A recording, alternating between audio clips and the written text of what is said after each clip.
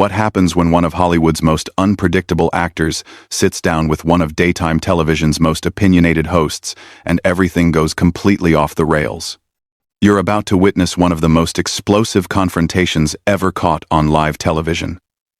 A moment so intense it ended with Joy Behar walking off her own show and never coming back. This isn't just another celebrity interview gone wrong. This is the day Charlie Sheen completely dismantled Joy Behar's credibility in front of millions of viewers, exposing her hypocrisy and leaving her so humiliated, she had no choice but to quit on the spot. Make sure to subscribe and let me know in the comments what you think really pushed Joy over the edge. Because what you're about to see will leave you questioning everything you thought you knew about The View. It started like any other Tuesday morning at The View studios in New York. The producers had booked Charlie Sheen for what they expected to be a standard promotional interview for his latest project. Joy Behar, known for her sharp tongue and willingness to challenge guests, was particularly excited about this booking. She had been preparing pointed questions about his past controversies, his public statements, and what she saw as his problematic behavior in Hollywood. What the producers didn't anticipate was that Charlie Sheen had done his homework too. He knew exactly who Joy Behar was, her history of controversial statements, and her pattern of grandstanding during interviews. He came prepared for battle, and Joy had no idea what was coming. As the cameras rolled and the show went live, Joy began with what seemed like a friendly introduction. "We're here with Charlie Sheen, and Charlie, I have to say, you've certainly had quite the journey in Hollywood. Some might say, a rocky one." Charlie smiled that famous grin of his and leaned back in his chair. "Well, Joy, I could say the same about your journey in television. Some might say, hypocritical." The other hosts immediately sensed the tension. Whoopi Goldberg shifted uncomfortably in her seat, while Sarah Haynes looked between the two guests with obvious concern. But Joy, true to form, doubled down. Hypocritical? That's interesting coming from someone who's had very public struggles with substance abuse and has made some questionable comments about women over the years. Charlie's expression didn't change, but his voice took on that edge that anyone familiar with his interviews would recognize. "You want to talk about questionable comments about women? Should we discuss your comment about how Republican women are just angry because they can't get dates? Or maybe your statement that conservative women don't think for themselves?" Joy's face began to redden slightly, but she pressed on. "Those were political observations, Charlie. There's a difference between political commentary and personal attacks." "Political commentary?" Charlie repeated slowly, as if tasting the words. "Is that what we're calling it now? Because I seem to remember you saying that women who vote Republican are basically voting against their own interests because they're too stupid to know better. Was that political commentary too?" The studio audience had gone completely silent. This wasn't the usual back-and-forth banter that The View was known for. This was something else entirely. Joy looked to her co-hosts for support, but found none. Even Whoopi, usually quick to jump into any controversy, seemed to be staying out of this one. "I think you're taking my words out of context," Joy said, but her voice had lost some of its usual confidence. Charlie leaned forward slightly, his eyes never leaving Joy's face. "Out of context? Joy, I watched the entire segment, multiple times. You spent 15 minutes explaining why women who don't agree with your politics are essentially brainwashed. But when I make a joke about Hollywood culture, suddenly I'm the problem? Your jokes weren't just about Hollywood culture." Joy shot back, her voice rising slightly. "You've made degrading comments about women. You've had public meltdowns. And frankly, your behavior has been erratic at best." "Erratic," Charlie repeated, nodding slowly. "That's rich coming from someone who once screamed at a guest for having different political views, and then claimed you were the victim when people called you out for it. Tell me, Joy, when you were having your very public meltdown about the election results, was that erratic behavior or just passionate journalism?" The cameras captured every moment of Joy's face as it cycled through emotions, Anger, embarrassment, frustration. She was clearly not used to being on the receiving end of this kind of direct confrontation, especially not on her own show. "I've never had a public meltdown," Joy insisted, but her voice was shaking now. Charlie pulled out his phone. And for a moment, Joy looked hopeful that he was going to back down. Instead, he began reading from what was clearly a prepared list. November 15th, you threw papers at your co-host during a commercial break because she disagreed with you about climate policy. December 3rd, you walked off set during a live show because a guest corrected your facts about healthcare statistics. January 22nd, you interrupted a guest 7 times in under 3 minutes because you didn't like their opinion about foreign policy. Should I continue? The silence in the studio was deafening. Joy's mouth opened and closed several times, but no words came out. The other hosts looked like they wanted to be anywhere else in the world. Those were just, Joy stammered. "I'm passionate about the issues that matter to Americans." "Passionate," Charlie said, leaning back again. "Is that what we're calling it? Because, from where I'm sitting, it looks like you can dish it out, but you can't take it. You've built a career on attacking people, questioning their character, their intelligence, their motives. But the minute someone does the same thing to you, suddenly you're the victim." Joy's face was now noticeably flushed, and her hands were clenched on the desk in front of her. "This is completely inappropriate. This is supposed to be an interview about your work." "Oh, now you want to talk about my work?" Charlie asked, raising an eyebrow. "Because 5 minutes ago, you wanted to talk about my personal life, my struggles, my past mistakes, but when the spotlight turns on you, suddenly we need to change the subject?" The tension in the room was so thick you could cut it with a knife. Joy looked desperately to the producers off camera, but they seemed just as stunned as everyone else. This wasn't going according to anyone's script. "I think we should move on," Whoopi finally interjected, trying to save the situation. But Charlie wasn't done. "No, I think this is important. Joy has spent years telling Americans what to think, who to support, how to live their lives. She's positioned herself as some kind of moral authority. But what's her qualification for that exactly? What has she done besides criticize other people?" Joy's eyes flashed with anger at Charlie's question about her qualifications. She straightened in her chair, clearly deciding to go on the offensive rather than continue playing defense. "My qualifications? I've been in this business for decades, Charlie. I've interviewed presidents, world leaders, celebrities. I've covered major news events and political campaigns. What exactly have you done besides make movies and cause scandals?" Charlie smiled that dangerous smile again. "Well, Joy, I've entertained millions of people, created jobs for thousands, and managed to do it without pretending to be something I'm not. I've never claimed to be a journalist or a political expert. I'm an actor. But you seem to think your opinion carries more weight than actual experts." "I am a journalist," Joy snapped. "I've been doing this longer than you've been making your little sitcoms." "Journalist?" Charlie laughed, and it wasn't a pleasant sound. "Joy, when was the last time you actually reported news? When did you last investigate a story, check sources, do actual journalism? All you do is sit behind that desk and give your opinions about things you've read in other people's reporting." Joy's voice was rising now, her professional composure completely gone. "I research every topic we discuss on this show. I read extensively about current events, politics, social issues. Reading Twitter doesn't count as research, Joy," Charlie said smoothly. "And getting your talking points from partisan websites doesn't make you a journalist. It makes you a commentator at best, a propagandist at worst." The other hosts were clearly uncomfortable. Sarah Haynes was fidgeting with her papers, while Sunny Hostin looked like she wanted to disappear. Even Whoopi, known for her strong personality, seemed reluctant to jump into this particular fire. "How dare you?" Joy said, her voice shaking with rage. I have integrity. I tell the truth.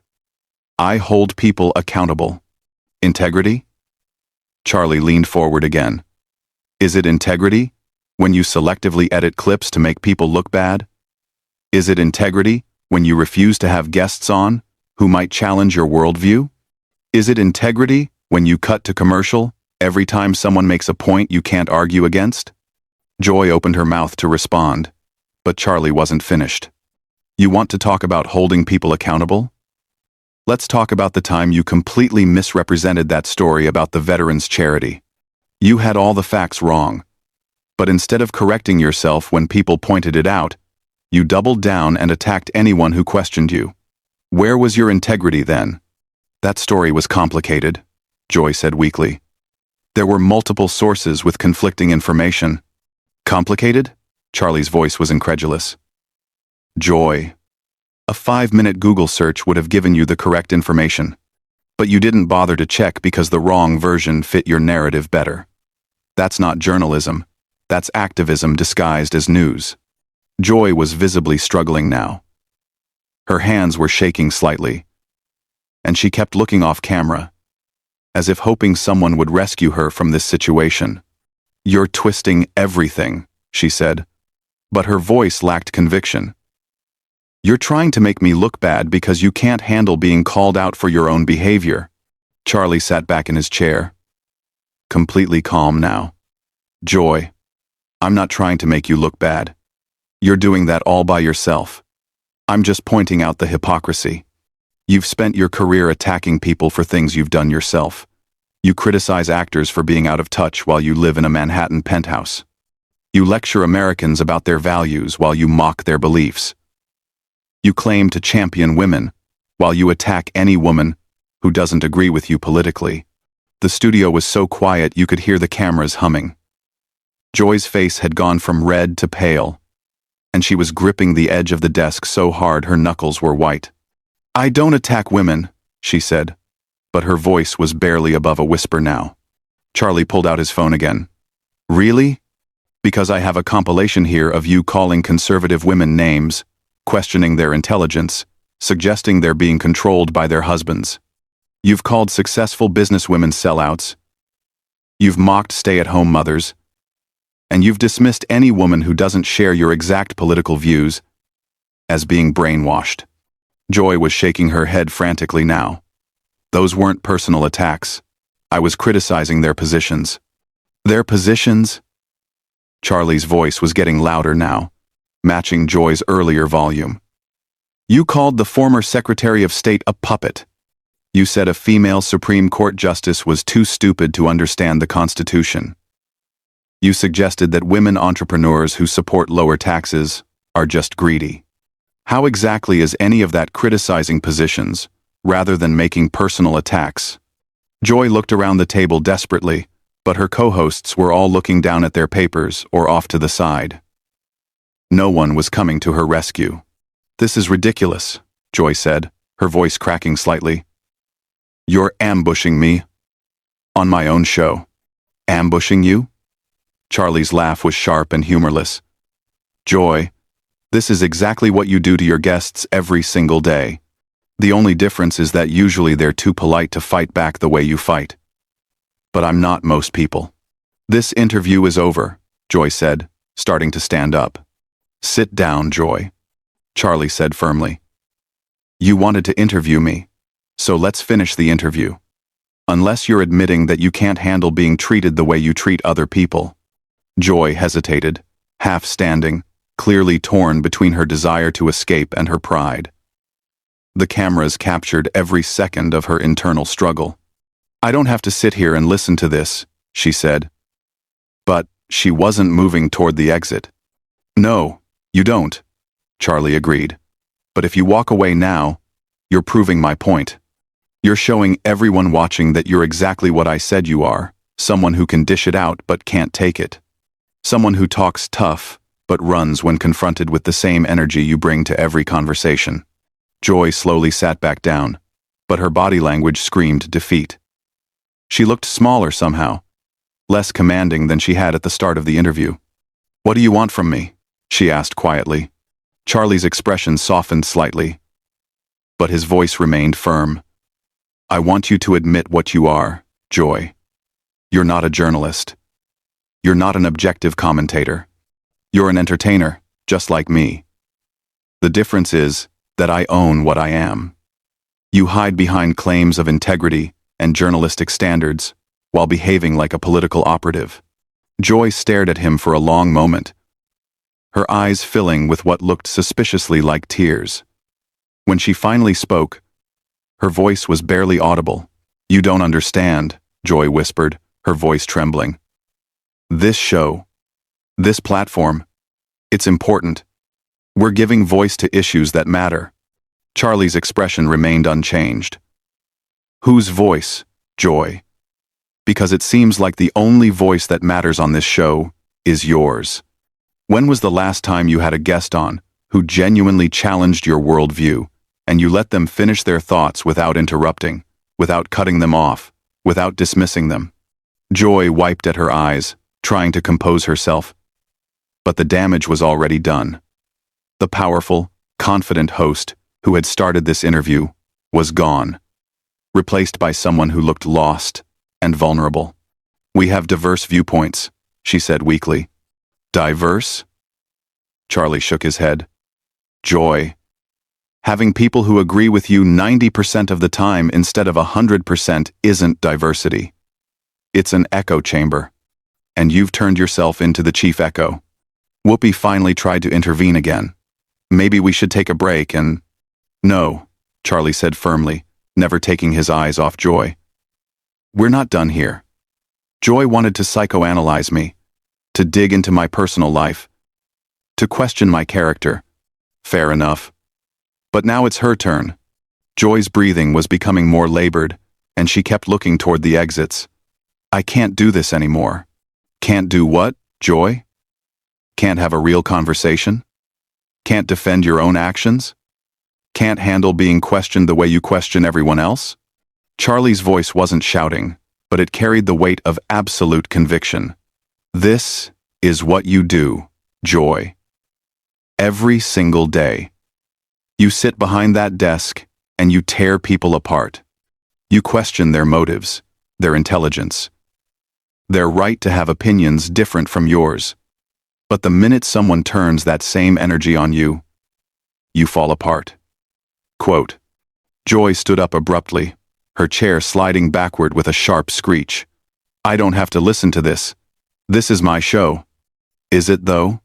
Charlie asked calmly. Because from where I'm sitting, it looks like you're just another employee who's been allowed to think she's more important than she actually is. The show will go on without you. Joy. The network will find someone else to fill that chair. But you'll just be another former talk show host who couldn't handle the pressure when it was applied to her instead of by her. Joy's face was streaming with tears now, her makeup running, her professional facade completely shattered. You're a horrible person, she managed to choke out. Maybe I am, Charlie agreed. But at least I'm honest about who I am. I don't pretend to be a moral authority while behaving like a bully. I don't claim to care about women while attacking any woman who disagrees with me. I don't lecture people about tolerance while being completely intolerant of different viewpoints. Joy was backing toward the exit now, but Charlie's voice followed her. You know what the difference between us is, Joy? When I mess up, when I say something stupid or do something wrong, I own it. I don't hide behind claims of being misunderstood or taken out of context. But you've built an entire career on being the victim while victimizing others. Stop, Joy said, her voice breaking completely. Just stop. Why should I stop? Charlie asked, his voice relentless. You didn't stop when you spent 20 minutes attacking that young conservative commentator last month. You didn't stop when you made that military wife cry during your interview about veterans' benefits. You didn't stop when you deliberately mischaracterized what that small business owner said about healthcare costs. Why should I give you the courtesy you've never given anyone else? Axid. Grom. Joy was at the edge of the set now, torn between her instinct to flee and her desperate need to have the last word. "I help people," she said desperately. "I inform people about important issues." Charlie stood up slowly, his full presence filling the space. "You don't help people, Joy. You divide them. You take complex issues and reduce them to sound bites that support your predetermined conclusions. You've turned political discourse into a blood sport, where anyone who disagrees with you isn't just wrong, they're evil." "That's not true," Joy protested, but her voice had no strength left. "Isn't it?" Charlie pulled out his phone one more time. "I've got clips here, Joy. Hours of them. You calling people names, questioning their patriotism, suggesting they're racist or sexist or stupid just because they have different priorities than you do. You've made a living off of division and hatred, and you've convinced yourself that you're the good guy in all of this." Joy shook her head violently. "I fight for what's right. I stand up to injustice." Quote, "No," Charlie said quietly. And somehow his quiet voice was more devastating than any shout. "You perform outrage for ratings. You turn real issues into entertainment. You've taken the legitimate concerns of real people and turned them into talking points for your show. You don't care about solving problems, Joy. You care about being seen as the person who cares about solving problems." The silence stretched for what felt like an eternity. Joy stood frozen at the edge of the set, tears streaming down her face, her chest heaving with suppressed sobs. The other hosts sat motionless, afraid to move or speak. The cameras kept rolling, capturing every second of Joy's complete breakdown. "I quit," Joy finally whispered. "What?" Whoopi said, the first words she'd spoken in several minutes. "I quit," Joy said louder, her voice gaining strength from desperation. "I can't do this anymore. I won't sit here and be attacked like this. This isn't journalism. This isn't entertainment. This is cruelty." Charlie sat back down calmly. And there it is. When faced with the same treatment she gives everyone else, Joy Behar calls it cruelty. When she does it to other people, it's holding them accountable. When someone does it to her, it's an attack. Joy was backing toward the exit again, shaking her head frantically. "You're all witnessing this. You're all seeing what he's doing to me. What I'm doing to you." Charlie's voice was incredulous. "Joy, I'm using your own words, your own actions, your own history against you. If that feels like an attack, maybe you should think about what that says about your own behavior." "I'm done," Joy said, reaching the exit. "I'm done with this show. I'm done with this network. I'm done with all of it. You want to destroy people? Fine. Do it without me." And with that, Joy Behar walked off the set of The View for the final time, leaving behind a stunned studio, a bewildered audience, and Charlie Sheen sitting calmly in his chair as if nothing had happened. Charlie looked directly into the camera. And that, ladies and gentlemen, is what happens when someone who's made a career out of dishing it out finally gets a taste of their own medicine. The show cut to commercial, but the damage was done. Joy Behar had been completely exposed, humiliated on her own show, and driven to quit by someone who simply treated her the way she had been treating others for years. What did you think of Charlie Sheen's systematic dismantling of Joy Behar's credibility? Was he too harsh? Or was this exactly what she deserved after years of attacking her guests? Let me know in the comments below what you think was the most devastating moment in this entire confrontation, and don't forget to subscribe for more shocking celebrity showdowns that you won't see anywhere else.